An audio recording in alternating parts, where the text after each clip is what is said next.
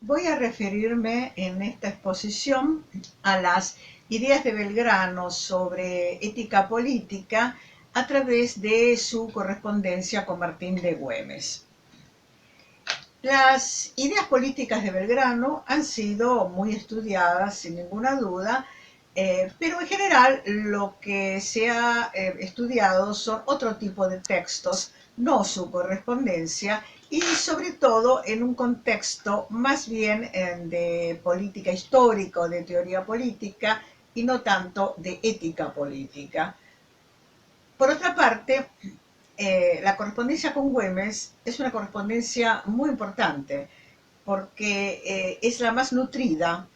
En la correspondencia, en el epistolario de Belgrano que se publicó en 1970, constan más o menos unas 20 cartas de Belgrano a Güemes, pero luego en la segunda edición de este epistolario del año 2001 se añadieron 109 textos más que van desde 1816 a 1819.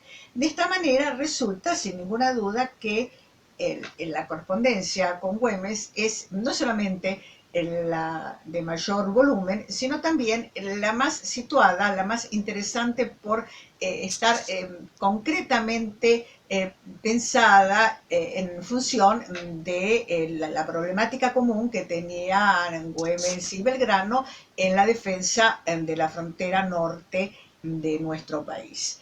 El hecho también de que sean estos 3 años y una correspondencia en la cual hay cartas casi todos los días en algunos meses, hace que se haya establecido entre ellos una especie de amistad muy especial que le ha permitido a Belgrano comentar y decir ciertas cosas de índole muy personal acerca de su pensamiento, porque lo compartían evidentemente. En este sentido, aunque también compartía con San Martín muchas de las ideas que exponen estas cartas, su correspondencia es mucho menor.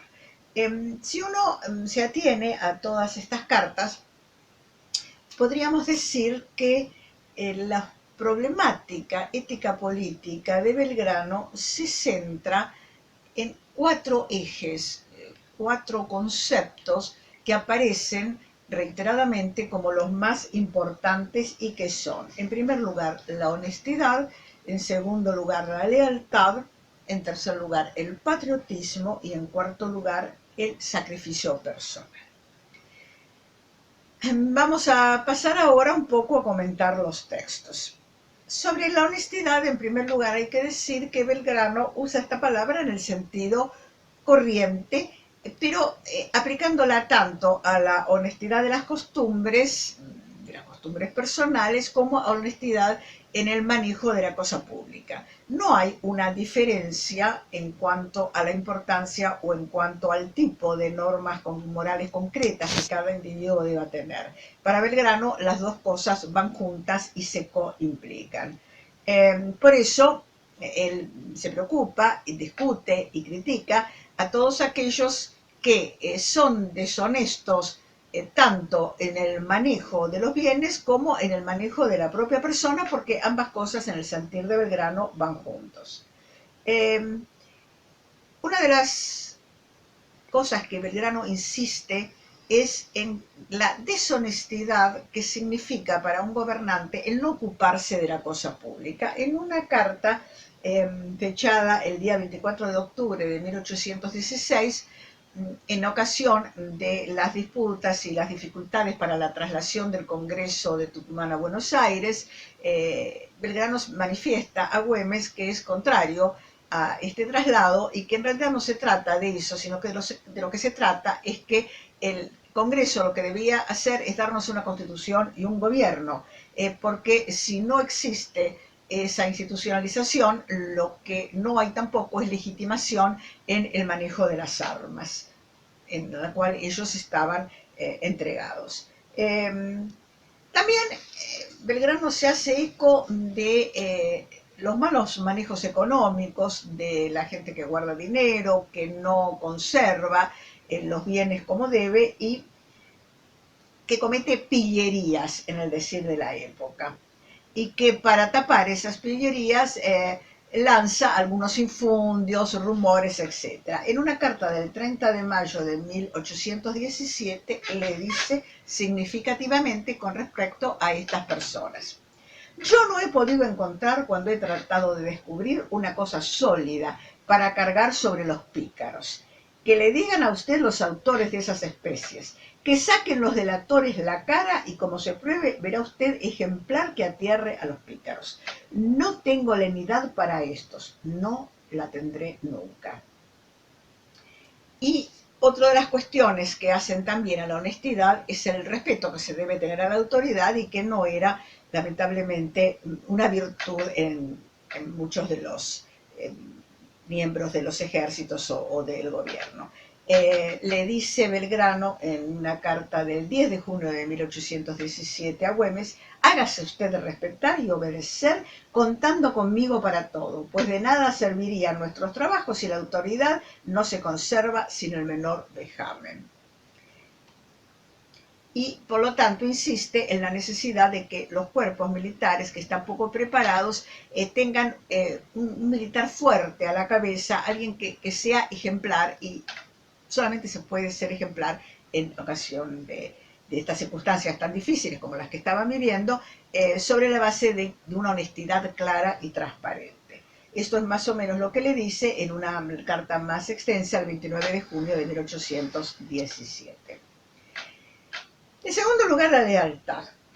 Belgrano entiende por lealtad lo que también entendemos nosotros con la palabra, en el sentido de no desvirtuar lo que se ha prometido o lo que se ha acordado, y mucho menos traicionar los acuerdos ya firmados. Hay, por lo tanto, una lealtad a la palabra dada, pero también hay una lealtad al darla, es decir, no engañar al otro en cuanto a los verdaderos motivos de un convenio o de un acuerdo que se va a establecer. Por supuesto que esto no es lo mismo, no tiene que ver con la necesidad para todo militar y para todo estratega de tener en cuenta todos los vericuetos de una guerra, y no se trata tampoco de no tener un pensamiento estratégico y comprender la importancia de la labor de inteligencia, de los espías, contraespías, etc. No es de esto de lo que se trata. Belgrano casi no habla de este punto en sus cartas, por lo menos en sus cartas a Güemes, que son las que tratan cuestiones militares reiteradamente, sino que se trata más bien de una lealtad de tipo política al establecer acuerdos y convenios con los propios y también con los enemigos. La lealtad de la que habla, por lo tanto, se maneja en un ámbito político, pero sin embargo es el mismo tipo de lealtad que se exige desde el punto de vista de la moral privada en los acuerdos privados. Estos textos sobre la lealtad muestran que para Belgrano no hay una diferencia esencial entre la ética pública, en este caso política militar, y la ética privada.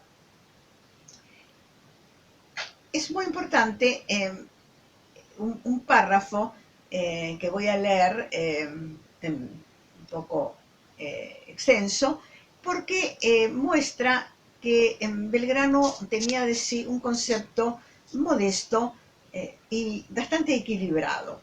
Le dice en una carta de noviembre de 1816: me honra usted demasiado con el adjetivo virtuoso. No lo crea usted, no lo soy. Me falta mucho para eso. Tengo sí buenas intenciones y sinceridad. Y cuando me digo amigo y conozco méritos en el sujeto, lo soy y lo seré siempre como lo soy de usted, porque estoy al cabo de sus incomodidades, desvelos y fatigas por la empresa en que estamos. Sin embargo, de que me han querido persuadir lo contrario, no los doctores. Hablo la verdad, sino una lengua malediciente que usted conoce. Aunque no se cita, más o menos podemos suponer o pensar algunos de los varios enemigos que tenía Güemes entre las personas del Congreso de Tucumán y de Buenos Aires. Termina Belgrano esta parte de la carta diciendo que en muchos casos esto se debe a la envidia que devora. Supongo que los cuatro hermanos, estos maledicentes, son lo mismo, y de los dos más andan por acá, aunque no se han hablado conmigo, sé también lo que han dicho. Sirva esto para precaución y no dejarse alucinar de los hombres que se dicen de probidad, fundándose en degradar a los demás y queriendo hacer creer con el cuento, con el chisme, contando las debilidades de los otros, que ellos son los buenos.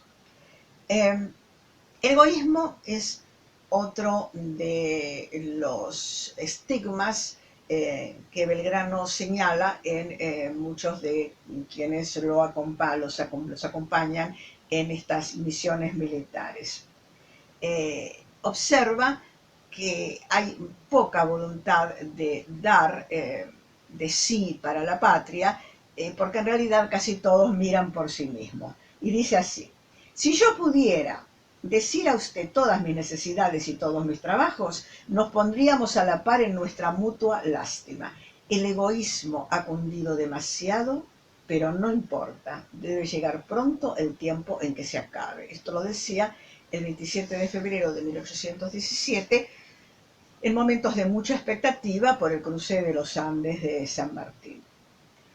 Por otra parte, también fustiga y es consciente de la falsedad y del doblez de los propios criollos para lograr sus beneficios. La cuestión de los matrimonios y los chanchullos entre los amigos y los parientes es algo que le preocupa y que viene de antigua data, o sea, él tampoco considera que es una novedad. Entonces, de alguna manera los comprende, si bien no lo disculpa, al decir en una carta de mayo de 1817 que ya se ve ellos, es decir, los criollos, criados y educados por aquellos pícaros, es decir, los viejos españoles potentados, embebidos en el egoísmo, en el amor a la triste vida, no pueden tener ideas generosas cuando les caracterizan a los que han probado el amor a la patria. En otras palabras, que no todos los criollos para Belgrano tienen la lealtad que sería necesario tener para un gran compromiso con la patria, y esto hay que tenerlo en cuenta, o sea, con realismo. En la tercera cuestión que preocupa a Belgrano dentro de la ética política es el patriotismo. También aquí la palabra debe entenderse en el sentido de amor a la patria y dedicación por ella. Es un concepto simple y se diría que sus interlocutores saben de qué habla cuando se refiere al amor a la patria y al patriotismo. En realidad, en Belgrano, más que proponer modelos positivos de heroísmo, que por supuesto los hay y algunas veces lo menciona, lo que él propone es algo más simple. Es decir, él le propone a Güemes que se preocupe por una formación seria, una disciplina de los soldados para que ellos puedan ser útiles a la patria y al mismo tiempo también mejorar como personas. Y dice en una carta del 18 de agosto de 1816: si no arreglamos la milicia y tenemos ejércitos disciplinados, como usted sabe, no hay que contar con nación. Nuestros paisanos todavía no conocen la causa que defienden. A mi vez, y así es que abrigan a los desertores que después de tantos trabajos y gastos perjudican además en su deserción los intereses de los particulares por donde pasan. En otras palabras, Belgrano era consciente de que la falta de patriotismo no solamente venía de larga data por una cierta formación egoísta, sino también por una falta de disciplina en la cual los criollos más humildes se acostumbraban a mirar por sí y no tanto por los demás. Hay bastantes textos sobre esto, pero basta con lo dicho. Y finalmente, la cuestión del sacrificio personal. En este punto, Belgrano se refiere especialmente a los militares. Sin dedicación y sin sacrificios no es posible terminar la guerra de la independencia. Es un compromiso en el que todos tienen que involucrarse. Sin embargo, esto no es así. Hay una cantidad de circunstancias que Belgrano deplora y que impiden la concreción que él desearía y con la rapidez que él la desearía. Él dice, por ejemplo, a Güemes: las ideas de usted no pueden ser más acertadas para mantener al soldado entretenido y que no se acuerde de la pobreza. Yo hago 1.000.000 de cosas para lo mismo. A la verdad, nuestra situación es deplorable y se hace tanto más cuanto hay hombres que no miran a la causa común y no miran más que al desorden. En este sentido, lo que quiere decir Belgrano es que los soldados son pobres y tienen pocas motivaciones porque no tienen buenos ejemplos alrededor. Por eso reconoce como una gran falla del sistema la tentación a la deserción que se da precisamente por un poco el egoísmo normal de los criollos y por otra parte la falta de una disciplina y la falta de modelos en sus jefes. Me parece muy bien, por eso le dice Belgrano a Güemes, el pensamiento de escoger a los mejores jóvenes para que con ellos se forme una especie de élite, sobre todo moral, disciplinada. Pasemos ahora a los comentarios. Estos textos revelan una serie de ideas de Belgrano que pueden rastrearse en muchos otros de los suyos y que en su conjunto permitirían formular algunas consideraciones de tipo conclusivo. En primer lugar, las dos primeras cualidades que preocupan a Belgrano, la honestidad y la lealtad, pertenecen a la esfera de lo privado, atienden al hombre individual. Sin embargo, Belgrano, sin hacer ninguna distinción, las transfiere al orden de lo público, al orden de lo militar incluso, lo cual muestra de una manera clara que para él no hay una distinción tajante al estilo de Maquiavelo entre la ética privada y la ética pública y que por lo tanto no hay razones especiales que permitan a los individuos que están en una situación pública desatender los mandatos de la moral individual o privada. Esto resulta particularmente importante cuando sus dichos sobre la falta de honestidad o de lealtad se refieren al accionar de funcionarios. Es decir, la ética privada vale para todos, pero el funcionario tiene una responsabilidad mayor aún. Resulta entonces, de esta manera, que el interés de la patria, que es lo que debe tenerse predominantemente ante todo, es éticamente lo mismo que la honestidad y la lealtad en la esfera privada. Por lo tanto, uno puede concluir que para Belgrano el hombre público no es un hombre diferente, no tiene ninguna consistencia la teoría para él maquiavélica de las razones de Estado, o la gran razón de Estado. En otras palabras, no solamente el fin no justifica los medios, según Belgrano, cosa que se ve permanentemente en su correspondencia, sino que la moral privada es, por una parte, general para todos, pero por otra parte es más dura, más exigente con el hombre público. Nada, por lo tanto, más alejado de muchas de las ideas que ya en su tiempo circulaban sobre la moralidad posible, diferente de los hombres públicos. Las ideas de Belgrano pueden arrastrarse, en segundo lugar, en las enseñanzas que él recibió en el Colegio de San Carlos. Aquí habría que decir que el Colegio de San Carlos es, como todos los colegios carolingios de América, es una institución creada por Carlos III para ayornar, modernizar la enseñanza en todas las disciplinas, incluyendo, por supuesto, el curso de filosofía moral.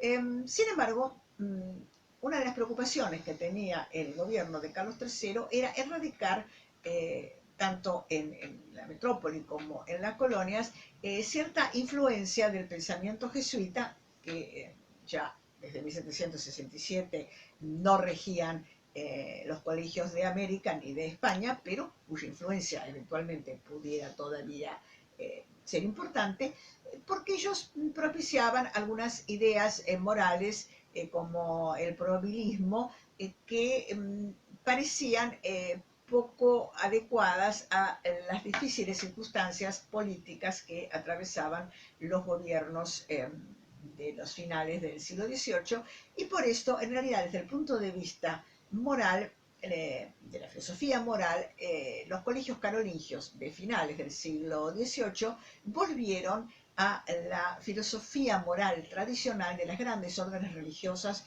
no jesuitas, es decir, los dominicos y los franciscanos. Esta es más o menos la enseñanza moral que seguramente recibió Belgrano, que fue alumno de Chorroarín, a quien Furlong, un gran estudioso de nuestra historia filosófica y cultural colonial, considera realmente una figura muy importante, dedicándole grandes elogios a su curso de lógica, que es el único que se ha conservado. No sabemos lo que enseñaba Chorroarín en filosofía moral cuando Belgrano cursó con él, pero sin duda sería algo similar a lo de otros, como por ejemplo Mariano Velasco. De modo que desde ese punto de vista podemos decir que Belgrano siguió siendo un hijo del Carolingio toda su vida. Digamos, en tercer lugar, una pregunta que nos puede interesar es cómo veían a Belgrano sus contemporáneos. Y aquí, para terminar, quiero mencionar cómo lo veía una gran figura de su época, a quien Furlong reconoce como uno de los grandes forjadores culturales de nuestra primera nación, Fray Cayetano Rodríguez, franciscano. Rodríguez hace una serie de alabanzas muy importantes a Belgrano, mostrando que lo que yo he querido decir a través de la lectura de sus cartas, que en realidad Belgrano como hombre público fue un modelo de ética privada. Cuando analiza las actitudes de Belgrano, Furlong observa que en realidad lo que hace Rodríguez es prácticamente hablar de Belgrano a través de un tratado escolástico de las virtudes. Y Furlong termina su relato con un paralelo interesante. Cayetano, como Belgrano, era un varón modesto, sencillo, sumiso, pero sabía ser denotado y sabía ser fuerte contra la causa de Dios o de la patria, le sacaban de su habitual reino, lanzándose al tumulto de las pasiones. Belgrano también es caracterizado así, como un varón fuerte, leal y dedicado, y en este sentido hay casi un paralelo que Furlong acertadamente señala. En definitiva, para cerrar, Belgrano fue éticamente un hijo del carolingio, tradicionalista, escolástico de fines del siglo XVIII. Esto lo distancia claramente de Moreno, de Castelli y de tantos otros que, aún habiendo sido formados en esa misma institución, se volcaron hacia otras ideas morales más acordes tal vez con sus propios proyectos personales. Pero esta sería otra historia.